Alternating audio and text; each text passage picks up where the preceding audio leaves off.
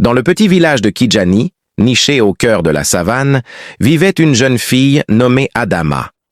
Sa vie, autrefois douce comme le miel sauvage, bascula le jour où sa mère, sa seule protectrice, quitta ce monde. Son père, remarié à une femme au cœur aussi sec que la terre en saison sèche, ne voyait plus en Adama qu'un fardeau. Un soir, sous un ciel sans étoiles, il la chassa de la maison familiale. « Tu n'es plus ma fille », furent ses dernières paroles glaciales. Adama, avec pour seul bien les vêtements qu'elle portait et le souvenir du sourire de sa mère, se retrouva seule. Elle n'avait que 16 ans. Les premières nuits furent les plus dures. Le froid, la faim et la peur étaient ses seuls compagnons. Elle dormait là où elle pouvait, se nourrissant des fruits qu'elle glanait et de la générosité de quelques âmes charitables. Mais même dans la misère, elle gardait une dignité et une gentillesse qui touchaient ceux qui la croisaient. Elle se rendit dans la grande ville voisine, espérant y trouver du travail. Elle commença par de petits boulots. Porter des charges au marché, faire la lessive pour des familles plus aisées. Chaque pièce gagnée était une petite victoire contre le désespoir. Malgré les moqueries et le mépris de certains qui la jugeaient sur son apparence usée, Adama ne se plaignait jamais. Elle se souvenait des paroles de sa mère. La bonté est une graine, même plantée dans la roche. Elle finit par trouver un chemin pour fleurir. Des années passèrent. Adama était devenue une jeune femme d'une beauté simple et d'une force tranquille. Son travail acharné lui avait permis de louer une petite chambre et de manger à sa faim. Un jour, alors qu'elle vendait des beignets sur un coin de rue animé, un convoi de voitures luxueuses s'arrêta brusquement. Un pneu avait crevé. Un homme élégamment vêtu, l'air préoccupé, en sortit. C'était Monsieur Diallo, un homme d'affaires connu pour sa richesse, mais aussi pour sa sagesse. Pendant que son chauffeur changeait la roue, Monsieur Diallo remarqua Adama.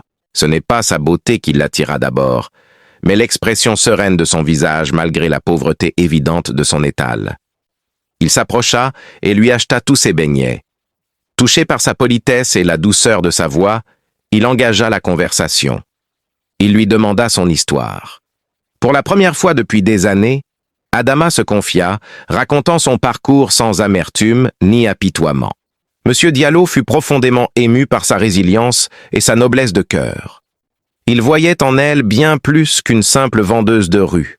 Il voyait une femme de valeur, une perle rare que la vie avait rudement polie. Il commença à lui rendre visite régulièrement, prétextant son amour pour ses beignets, mais en réalité, il était tombé sous le charme de sa personnalité.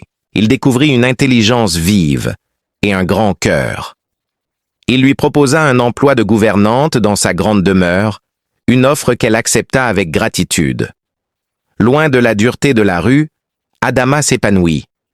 Elle gérait la maison avec une efficacité et une honnêteté qui impressionnèrent tout le personnel. Monsieur Diallo, de son côté, réalisait que sa vie, autrefois centrée sur les affaires, était devenue bien plus riche grâce à la présence lumineuse d'Adama.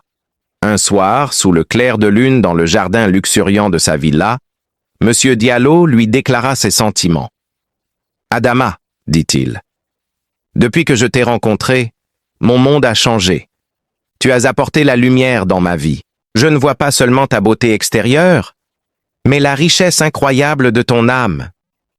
Veux-tu devenir ma femme ?» Les larmes aux yeux, Adama accepta. Elle, qui n'avait jamais osé rêver d'amour et de sécurité, voyait son destin se transformer. Le mariage fut célébré en grande pompe. Adama, la jeune fille chassée et méprisée, était devenue Madame Diallo, respectée et admirée de tous. Mais le luxe ne la changea pas. Elle resta humble, gentille et généreuse. Avec l'aide de son mari, elle créa une fondation pour aider les enfants des rues, se souvenant toujours d'où elle venait. Elle voulait s'assurer qu'aucun enfant ne subisse la solitude et la faim qu'elle avait connue.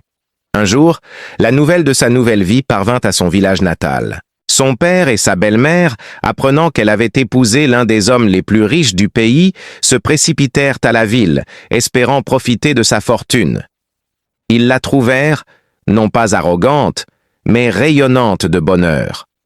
Son père, rongé par le remords, tomba à genoux et lui demanda pardon.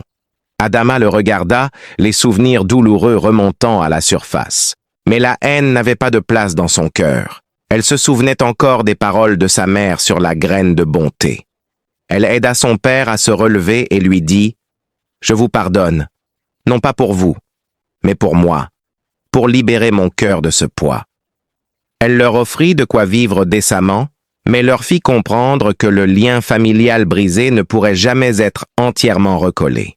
L'histoire d'Adama devint une légende.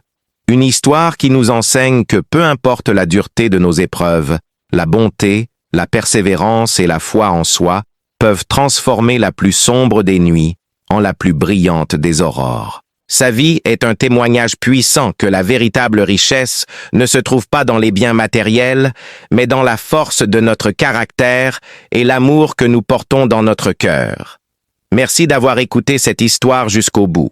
Si elle vous a touché, n'hésitez pas à laisser un pouce bleu, à partager votre ressenti dans les commentaires et surtout à vous abonner à la chaîne pour ne manquer aucune de nos prochaines vidéos. Prenez soin de vous et à très bientôt.